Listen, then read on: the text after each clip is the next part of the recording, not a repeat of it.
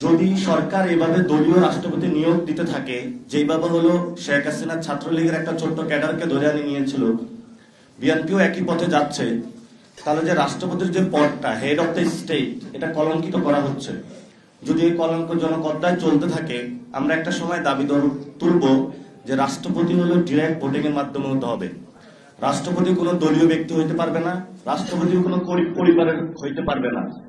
আপনার সংবিধান যে সিস্টেম, সেটা অনুযায়ী রাষ্ট্রপতি নিয়োগটা পার্লামেন্টে যারা আছেন তারা নিয়োগ করবেন, কিন্তু রাষ্ট্রপতি হলো প্রধানমন্ত্রীর পরামর্শ নিয়ে চলবেন।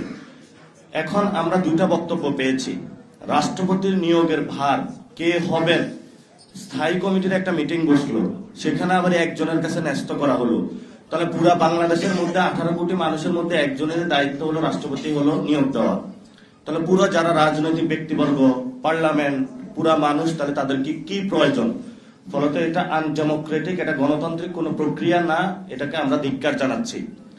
দ্বিতীয়ত যে বিষয়টা আমাদের এখনো লড়াই, সেটা হলো সংস্কার। জুলাই সনদ বিএনপিকে বাস্তবায়ন করতে হবে। বিএনপি যতই কথা বলুক না কেন, এটা বাস্তবায়ন করব না, সেই পথ আমরা বিএনপিকে দিব না। তারা সংশোধন কমিটি বানিয়েছে, বিরোধী দলকে ধন্যবাদ যে তারা সেটাতে অংশগ্রহণ করে না। এটা ঐতিহাসিক একটা রাজনৈতিক সিদ্ধান্ত নিয়েছে, এবং যেহেতু এটা সংসদে হয় নাই, তারা সংশোধনী কমিটি বানিয়েছে, ফলত আমাদের এই লড়াইটা এখন রাজপথে চলে এসেছে। রাজপথে ইনশাল্লাহ আমরা সংসদের সামনে উপস্থিত হব। যেদিন উপস্থিত হব, ওই দিনে বাংলাদেশে ইনশাল্লাহ জুলাই সনদ বাস্তবায়ন করে ছাড়বো ইনশাআল্লাহ। জুলাই সনদ কেন বাস্তবায়ন করতে হবে? প্রধানমন্ত্রীর খায়েশ হয়েছে, 10 বছর দেওয়া হয়েছে, ওনার 15 বছর থাকার খায়েশ হয়েছে। এই নির্বাচন প্রক্রিয়া, সেটা উনি স্বচ্ছ প্রক্রিয়া বিশ্বাস করেন না।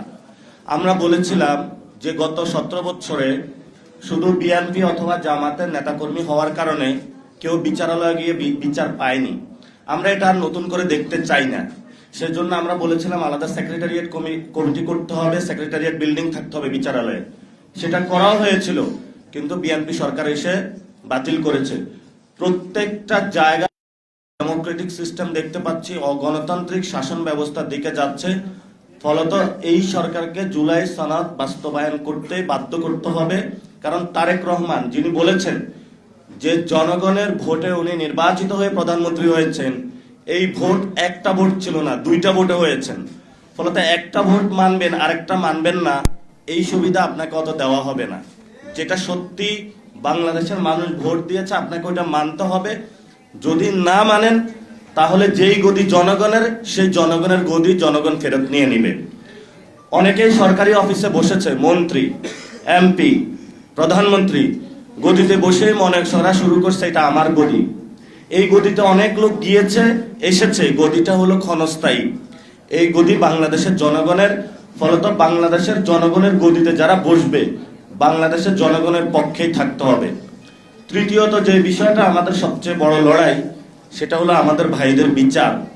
আমি প্রায় এই যে গ্রামে গঞ্জে গিয়েছিলাম, গত 20 থেকে 20 দিন গ্রামে গঞ্জে ঘুরেছি। অনেক জায়গায় গিয়েছি, মানুষের সাথে কথা বলেছি। ডিরেক্টলি প্রায় 2 থেকে 2.5 লক্ষ লোকের সাথে হলো পথসভা করেছি। বিভিন্ন জায়গায় হলো আওয়ামী লীগের লোক ঘোরাফেরা করতেছে। তাদেরকে জিজ্ঞেস করলাম তারা কিভাবে বের হয়েছে। বললো যদি কেউ ছাত্রদের খুন করে, তার মার্কেট ভ্যালু বাইরে যায়।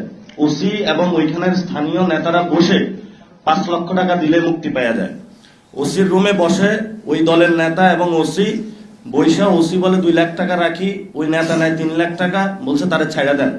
এরকম পুরা বাংলাদেশে যারা আমাদেরকে খুন করেছিল, খুনের মহাযজ্ঞ চালিয়েছিল, তাদেরকে হলো মুক্তি দেওয়া হয়েছে।